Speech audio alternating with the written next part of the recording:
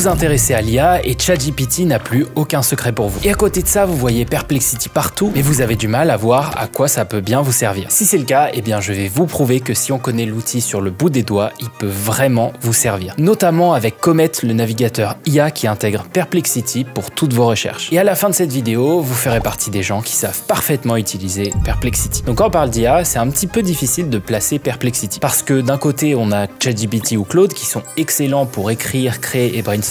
Et de l'autre, on a Google et les moteurs de recherche qui sont parfaits pour trouver une information précise. Et bien Perplexity, il est pile au milieu, mais il a un twist un peu spécial. Parce que Perplexity, c'est le meilleur de très loin sur la recherche, mais moi, c'est ce que j'ai envie d'appeler une recherche filtrée. C'est-à-dire que contrairement à tous les autres outils que vous pouvez utiliser, ils vont vous donner beaucoup plus de granularité sur les résultats que vous allez avoir. C'est-à-dire que si vous voulez des recherches extrêmement précises sur un côté académique, vous allez avoir des recherches académiques. Si vous voulez des recherches un peu plus du style forum, discussion, vous allez avoir des recherches du style forum. Et il y a plein de cas d'usage dans lesquels je le trouve largement meilleur que Claude ou ChatGPT et c'est ce qu'on va voir ensemble. Donc quand on arrive sur Perplexity, ça ressemble à ça, c'est-à-dire à la plupart des outils IA que vous pouvez utiliser. Mais il y a quand même une partie qui est importante qui réside juste ici. Et à cet endroit-là, on va pouvoir filtrer entre les différents modes qu'on va utiliser. Donc il y a le mode web où on va pouvoir chercher sur tout Internet. Le mode académique où on va pouvoir rechercher dans des artistes académiques, scientifiques qui ont été validés. Et ensuite le mode social qui va aller regarder sur tous les forums style Reddit. Et évidemment le mode finance qui va regarder les filings de la SEC qui est l'administration américaine. Nous, ce qu'on va faire, c'est tout simplement mettre un premier prompt où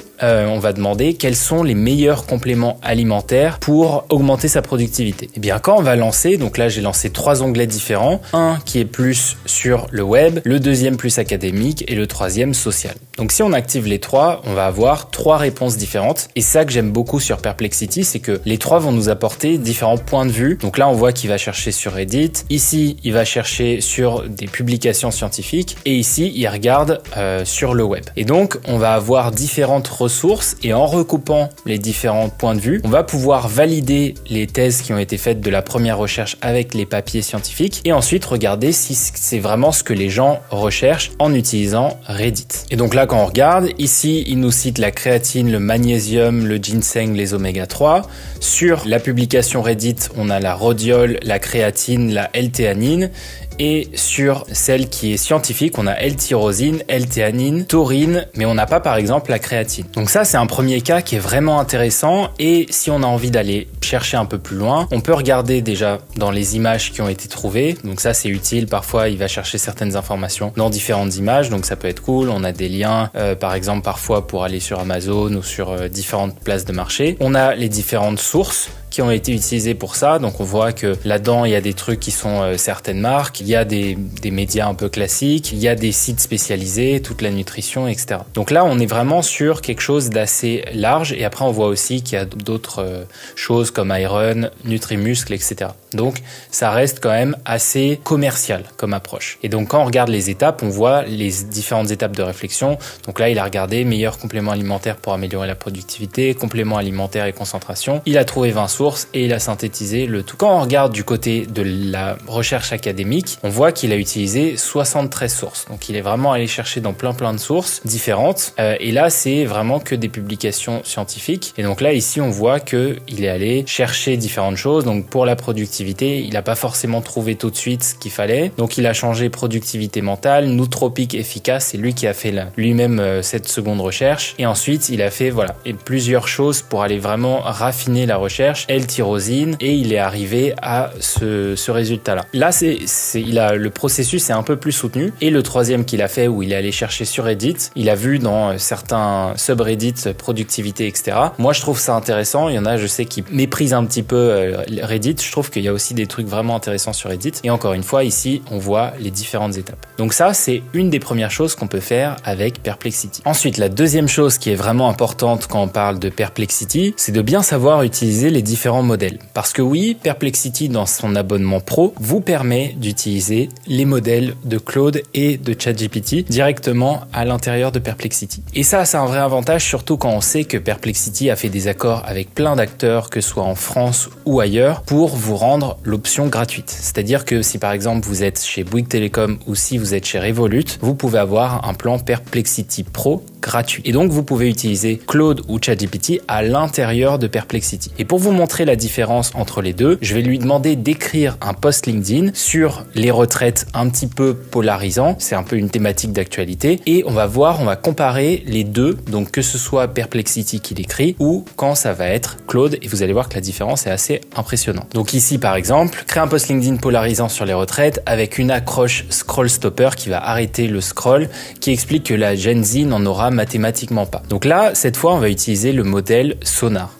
Donc c'est le modèle de ChatGPT, de Perplexity qui est par défaut. Et donc quand on va lui demander un post, en fait, il va nous faire une sorte d'article, ce qui est pas du tout le cas. Donc il n'a pas vraiment compris ce qu'on voulait. Il a fait plus un article de blog. Et à l'inverse, quand on modifie et qu'on utilise un autre élément, donc là ici j'ai mis Claude Sonnet 4 avec Thinking, donc pour augmenter les capacités de réflexion. Là, il nous fait un vrai post LinkedIn avec une accroche un peu énervante.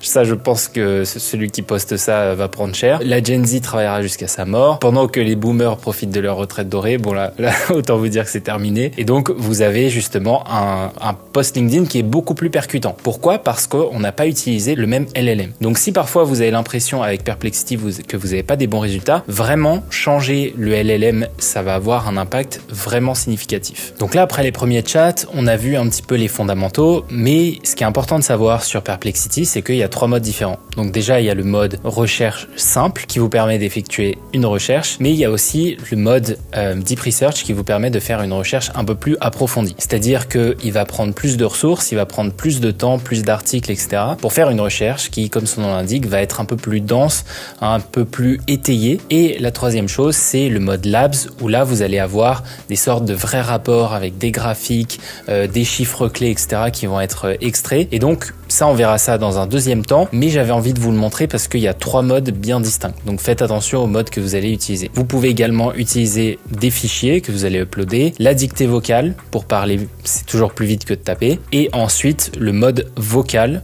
directement pour échanger et avoir un retour audio de Perplexity. La deuxième chose à savoir, c'est le mode découvrir. Donc le mode découvrir, ou discover en anglais, il est vraiment très utile, notamment quand on a envie de suivre l'information. Parce que, contrairement aux infos qu'on a aujourd'hui, qui sont extrêmement partisanes, où c'est très compliqué d'avoir quelque chose de neutre, eh bien, le mode Discover est assez équilibré dans le sens où il va recouper plein de sources, de plein de médias différents. Et moi, c'est ça que j'aime bien, notamment la partie technologie et sciences, où on a vraiment une sorte de feed de news très précis, en temps réel, de ce qui se passe dans le monde, notamment de l'IA, même si c'est technologie et sciences, c'est quand même très orienté IA, puisque maintenant, ça concentre le maximum de l'attention. Et il y a des choses qui sont assez intéressantes, notamment par exemple ici, dès qu'on sélectionne un article qui nous intéresse. Donc là par exemple, Anthropic prévoit de tripler son effectif international en 2025. Donc là on peut lire justement que l'essor de l'Asie Pacifique va les guider un petit peu vers ça, donc ils vont ouvrir au Japon et ensuite ils vont aussi s'étendre en Europe. Et donc à partir de ça, en fait, on peut aussi utiliser Perplexity pour réagir par rapport à l'article. Et c'est ça que moi j'aime beaucoup avec Perplexity, c'est qu'on a cette capacité de réfléchir sur l'article et pas juste lire l'article. Par exemple, ici on peut lui dire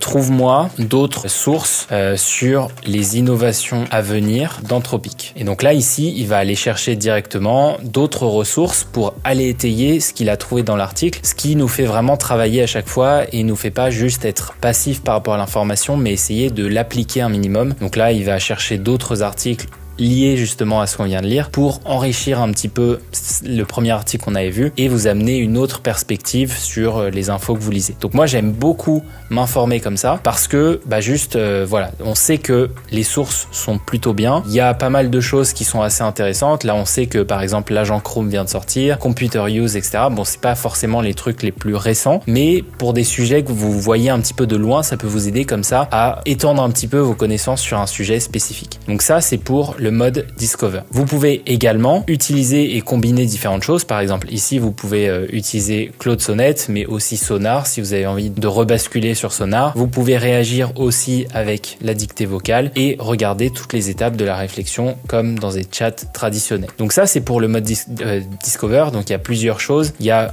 une partie finance où il y a un peu ce qui se passe dans la finance, agriculture, sport, divertissement et technologie et sciences, et un mode pour vous où c'est un peu les trucs qui vous intéressent. Et ensuite, il y a aussi d'autres choses qui sont intéressantes, c'est qu'ici on peut personnaliser justement les différents intérêts qu'on peut avoir.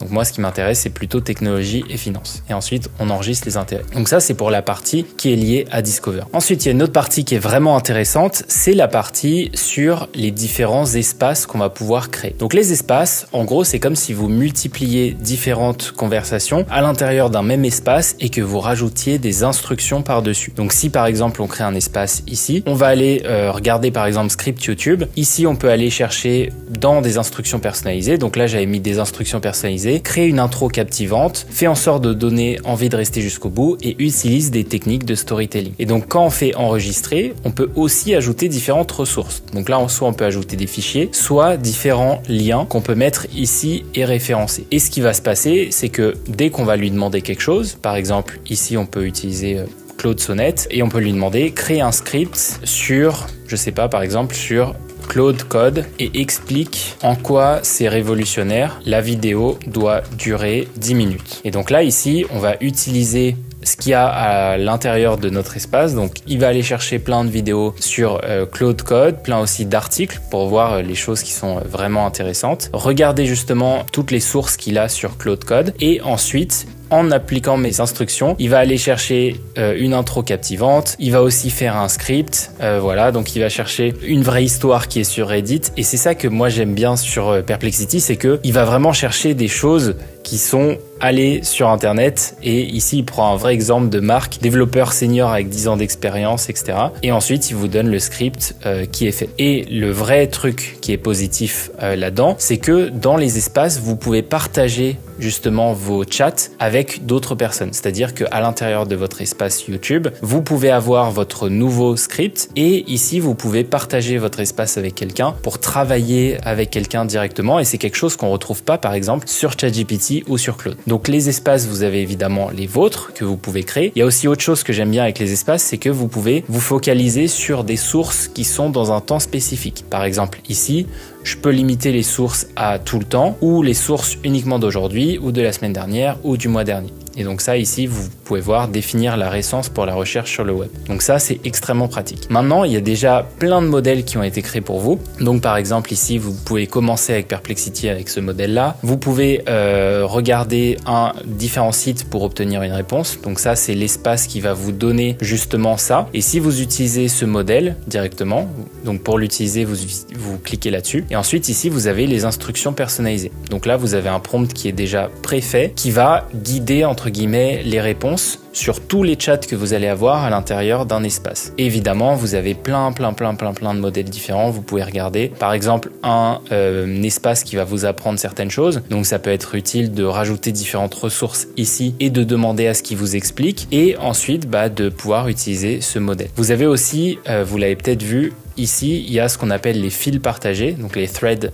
shared thread. Et là, en fait, c'est tous les gens qui ont interagi avec ça. Donc, vous pouvez voir un petit peu comment eux l'ont utilisé pour vous donner une idée de comment interagir avec les espaces. Donc ça, c'est pour les espaces. Mais il y a d'autres choses qui sont vraiment intéressantes et qui sont même beaucoup plus utile au quotidien. Une de mes fonctionnalités préférées sur Perplexity, c'est sans aucun doute Deep Research. Parce qu'avec Deep Research, vous allez pouvoir faire des recherches sur énormément de choses et surtout sur des données qui sont live, c'est-à-dire des données qu'on peut trouver aujourd'hui sur Internet plutôt que des trucs qui datent d'il y a 1000 ans. Et donc pour ça, ce que j'avais envie de faire, c'est de lui demander de créer le script parfait pour une vidéo sur le retour de Google dans l'IA. Donc pour ça, je dirais par exemple, tu es le meilleur scriptwriter pour YouTube. Fais-moi le meilleur script possible sur le retour de Google dans l'IA. Centre-le autour des acteurs principaux qui ont fait ce retour. Fait une référence à Silicon Valley et Ouli. Donc c'est une série Silicon Valley. Mais c'est juste pour voir s'il prend en compte ce petit truc-là et compare-le à Google et explique l'architecture Transformer, donc qui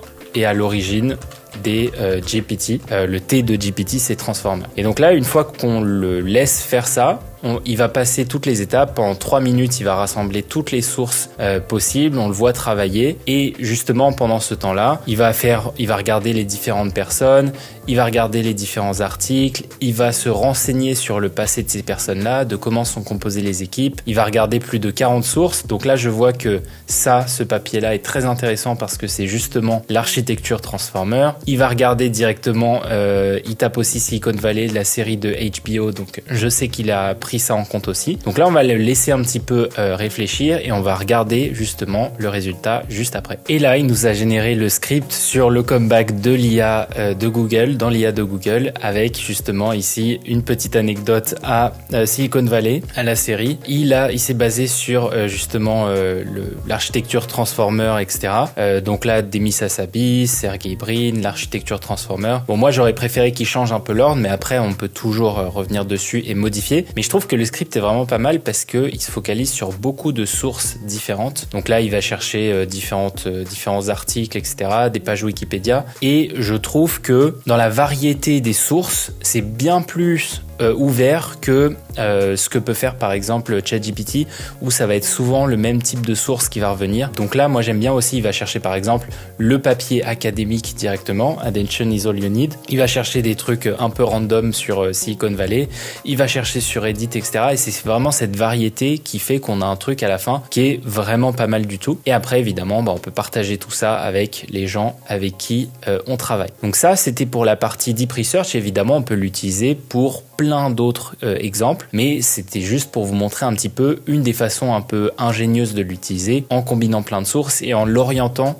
par rapport au prompt. On peut aussi orienter les sources. Maintenant, on va voir la fonctionnalité Labs et c'est sans aucun doute celle qui est vraiment la plus impressionnante. Et pour vous montrer un peu un cas d'usage que vous pourriez utiliser, je vais faire comme si j'étais quelqu'un qui travaillait dans l'agence SEO qui s'appelle Eskimos, justement pour prendre ça comme exemple et dire je travaille dans l'agence SEO Eskimos, fais-moi une étude de marché complète sur mes concurrents. Et donc là, ici, on va utiliser Labs. Donc là, ça prend un peu plus de temps, ça prend une dizaine de minutes. Et pendant que ça réfléchit, en fait, une des choses qui est intéressante, c'est que vous voyez justement les recherches qui sont faites, mais à la fin, contrairement au Deep Research, eh bien, vous allez avoir une vraie mise en page avec différents chiffres qui vont être illustrés, etc. Donc, moi, c'est vraiment un truc que j'aime beaucoup. Et donc, ça peut être assez intéressant de regarder le résultat. Et donc, une fois que c'est terminé, on a l'étude avec justement les parts de marché, etc. On a la croissance annuelle du secteur, on a l'écosystème, les évolutions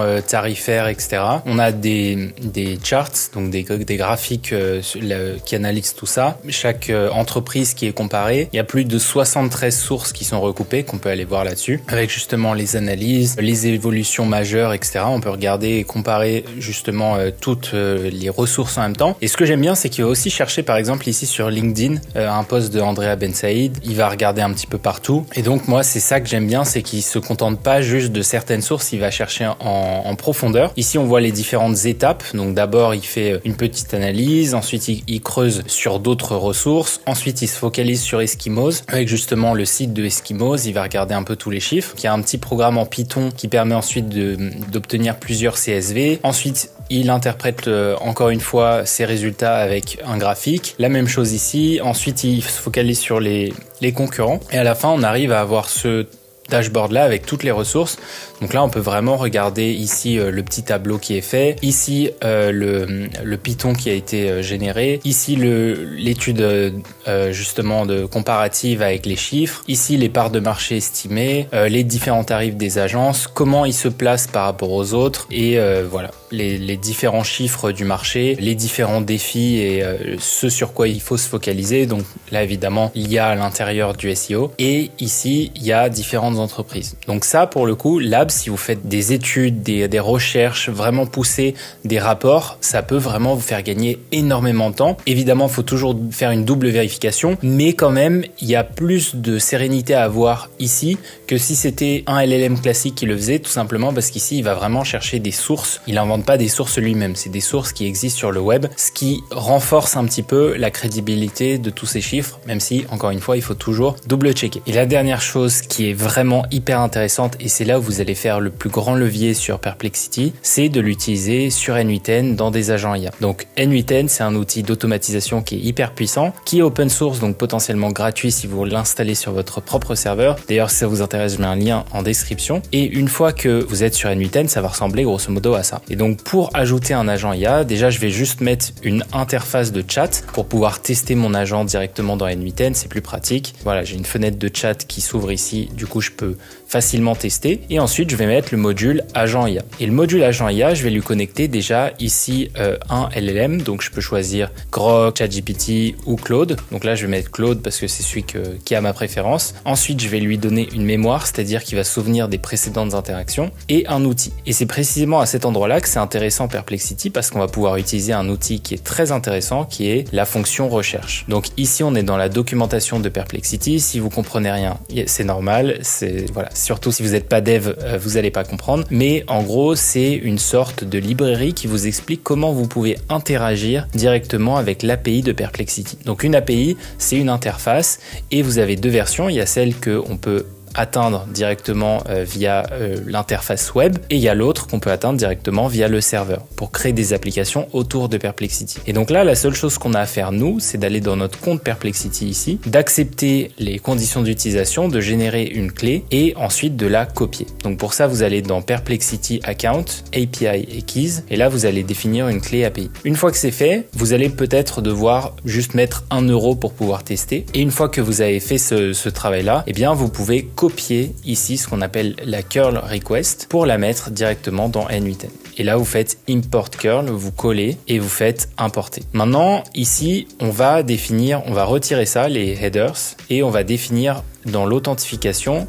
predefined credential type. Pourquoi? Parce que il y a déjà un module Perplexity, c'est juste qu'il n'y a pas cette fonction spécifique dans le module. Et nous, ce qu'on va aller chercher ici, c'est Perplexity API. Et donc là, on doit juste coller la clé API qu'on avait copiée. Et une fois que c'est fait, on doit juste mettre une description. Donc là, j'ai mis « Tu dois utiliser cet outil pour naviguer sur le web ». Donc on clique ici pour la modifier. Ici, pareil, j'ai renommé en Perplexity. Et chose très importante, ici, au niveau de la query, il faut cliquer sur les petites étoiles. Qu'est-ce que ça va faire? Ça va tout simplement indiquer à l'IA qu'elle doit remplir ce champ. Et là, on va lui mettre « Mets la query » ici. Une fois que c'est fait, on peut utiliser l'outil Perplexity pour faire des recherches. Et là, on peut lui demander quels sont les 3 meilleurs newsletters IA aux États-Unis. Et donc là, ici, il va aller directement chercher sur Perplexity les meilleurs newsletters et à partir de là, il va faire le tri, il va repasser au modèle. Bon, là, il est repassé une deuxième fois sur Perplexity parce que le modèle a dû probablement corriger et ensuite, il va